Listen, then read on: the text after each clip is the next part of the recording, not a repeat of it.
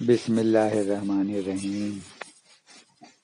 کبھی کبھی تاریخ کے سینے میں ایسے چراغ جلتے ہیں جو صدیوں تک بجھتے نہیں، جو وقت کی دھول سے ماند نہیں پڑتے، جو دلوں کی خراب سڑکوں پر بھی محبت کی روشنی بکھیرتے رہتے ہیں۔ ایسا ہی ایک چراغ، ایسا ہی ایک نور، ایسی ہی ایک منزل کرم خواجہ غریب نواز رحمۃ اللہ علیہ کی ذات ہے۔ وہ آئے تو دل نرم ہونے لگے، وہ بولے تو زخم بھرنے لگے، وہ چلے تو راستے روشن ہونے لگے۔ ان کے در پر آج بھی قدم رکھتے ہی جیسے روح کے اندر کوئی نرم ہاتھ غموں کی گرد صاف کر دیتا ہے۔ خواجہ غریب نواز وہ نام جو امید بھی ہے، محبت بھی اور سہارا بھی۔ وہ درویش جنہوں نے غریبوں کے زخموں پر رحمت کا مرہم رکھا اور بڑوں کی سختیوں کو اپنے اخلاق سے پگھلا دیا۔ آج بھی ان کے آستانے پر یہ احساس سانس لیتا ہے کہ ان کا در خالی ہاتھ نہیں لوٹاتا، دلوں کا اندھیرا نہیں چھوڑتا اور روح کو بے سکون نہیں جانے دیتا۔ آئیے آج ہم اس سفر کا آغاز کرتے ہیں اس ہستی کی یاد میں جس نے ہمیں سکھایا کہ اللہ کا راستہ خدمت سے جاتا ہے اور انسانیت کا دل محبت سے جیتا جاتا ہے۔ یہ ہے داستان نور، داستان کرم، داستان خواجہ غریب نواز رحمۃ اللہ علیہ۔ ہمارے خواجہ غریب نواز رحمۃ اللہ علیہ ہند کے راجا جب ہندوستان تشریف لا رہے تھے اور خصوصی طور پر اجمیر، تو پیدل چلتے چلتے ان کے پاؤں کا جوتا تک ٹوٹ گیا تھا اور ان کے ساتھیوں کے جوتے بھی ٹوٹ گئے تھے۔ اتنا لمبا سفر پیدل چلنا پڑا تھا۔ خواجہ غریب نواز رحمۃ اللہ علیہ کے پاؤں زخمی ہو گئے تھے اور پاؤں کے ناخن تک چھل گئے تھے اور گر گئے تھے۔ ہمارے خواجہ غریب نواز پیدل ہی چل کر سفر طے فرما رہے تھے۔ ان کے پاس نہ کوئی سفر کا سامان تھا اور نہ ہی کوئی چیز تھی کھانے پینے کی، صرف اللہ کے بھروسے پر سفر کر رہے تھے۔ ہند کی سرزمین پر آسانی سے اسلام نہیں پھیلا۔ ہمارے خواجہ غریب نواز اور ان کے مریدان جو 40 لوگوں پر مشتمل تھا، بھوکے بھی رہے، پیاس بھی برداشت کیا، تب یہاں ہندوستان میں اسلام پھیلا ہے۔ سفر طے کرتے کرتے پاؤں کے جوتے ٹوٹے ہیں اور سفر کی مصیبتوں سے پیروں کو زخمی کیا ہے، تب پھلا پھولا ہے اسلام۔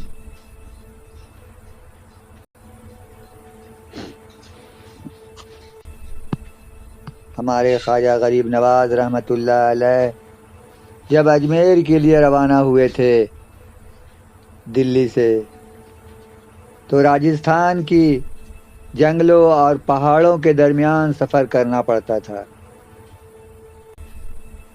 اسی درمیان میں جنگلوں کے بیچ پرتھوی راج کی فوج کی فتح ہوئی تھی اور سلطان شہاب الدین غوری یہاں سے واپس بھاگا تھا اور اسی کے لشکر کا ایک سپاہی تنہا راجستھان کے جنگلوں میں ادھر ادھر بھٹک رہا تھا کہ اسی مسلمان فوجی سپاہی نے ہمارے خواجہ غریب نواز رحمۃ اللہ علیہ اور ان کے مریدوں کو دیکھا جو اجمیر جا رہے تھے۔ تو اس مسلمان سپاہی نے آپ کی خدمت اقدس میں آ کر نہایت ہی منت و سماجت کے ساتھ یہ کہا کہ آپ لوگ ہمارے ہم قوم ہیں، آپ لوگ مسلمان ہیں، میں سلطان شہاب الدین غوری کے لشکر کا ایک سپاہی ہوں اور اپنی فوج سے بچھڑا ہوا ہوں۔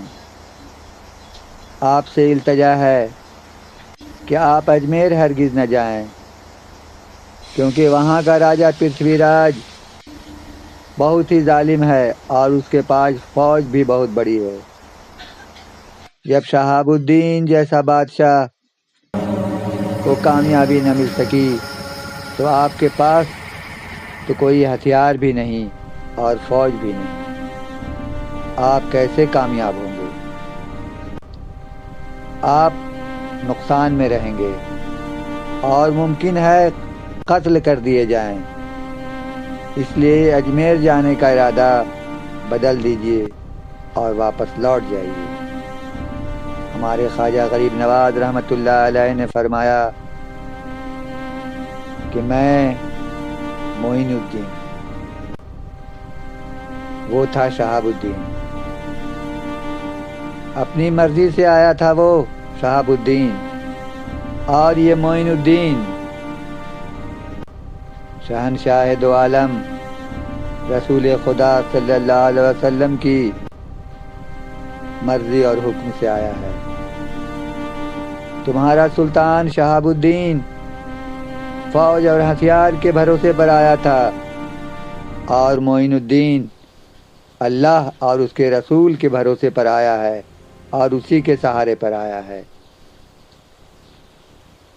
اے مسلمان بھائیو، سن لو غور سے کہ جو بھی شخص ہتھیار اور سپاہی پر بھروسہ کرتا ہے وہ ہمیشہ بے مراد و ناکام ہوتا ہے، اور جو مومن مرد اللہ اور اس کے رسول پر یقین رکھتا ہے اور بھروسہ کرتا ہے وہ بامراد اور کامیاب ہوتا ہے۔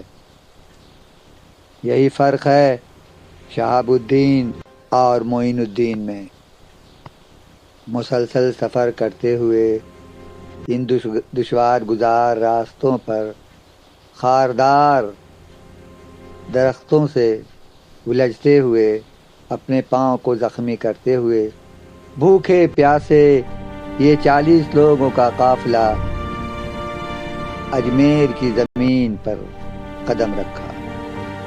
یہاں پورے ہندوستان میں ہر طرف کفر و شرک کا دور دورہ تھا، بت پرستی کا عالم تھا،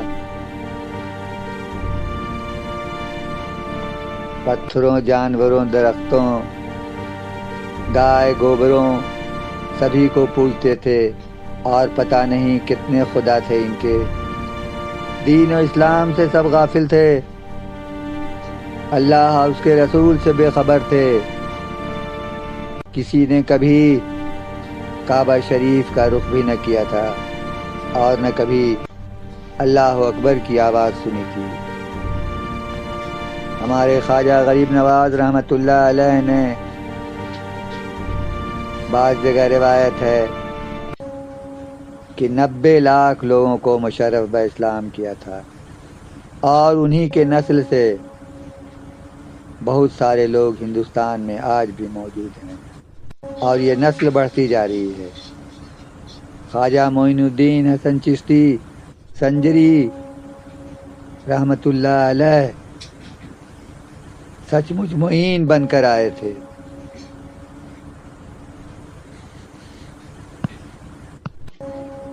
تو ہم کل کے بیان کو آگے بڑھاتے ہیں۔ جب ہندوستان کا سب سے بڑا جادوگر جوگی اجے پال خواجہ غریب نواز کے ہاتھوں، اور خصوصی طور پر ان کے پاؤں کے کھڑاؤن کے ہاتھوں مار کھاتے کھاتے جب آسمان سے نیچے گرا تو خواجہ غریب نواز کے قدموں میں گر کر گڑ گڑانے لگا اور کہنے لگا کہ بے شک آپ اللہ کے ولی ہیں، مجھے پتہ چلا ہے آج کہ یہ جادوگری کے کھیل تو سب جھوٹ اور فریب ہیں، اور اللہ تعالیٰ کے ولی کی جو روحانی اور کرامت ہے وہی سچ ہے۔ اے خواجہ، جب تیرے پاؤں میں پہننے والی معمولی سی لکڑی کے کھڑاؤں میں اتنی طاقت ہے تو تیری طاقت کا اندازہ کیا لگاؤں، کیا عالم ہوگا اس کا۔ پھر یوگی اجے پال نے حضرت خواجہ غریب نواز رحمۃ اللہ علیہ کے ہاتھوں پر توبہ کیا اور کلمہ پڑھ کر مسلمان ہو گیا۔ خواجہ غریب نواز رحمۃ اللہ علیہ نے اس کا اسلامی نام عبداللہ رکھا۔ اس کے بعد خواجہ غریب نواز نے اجے پال جوگی سے کہا کہ ہم خوش ہوئے تجھ سے، اگر کچھ تیری مرضی ہے تو بول ہم سے۔ اس جادوگر اجے پال جوگی نے، جو اب مسلمان ہو چکا تھا، عرض کیا کہ حضور مجھے کچھ ایسی دعا دیں کہ میں قیامت تک زندہ رہوں۔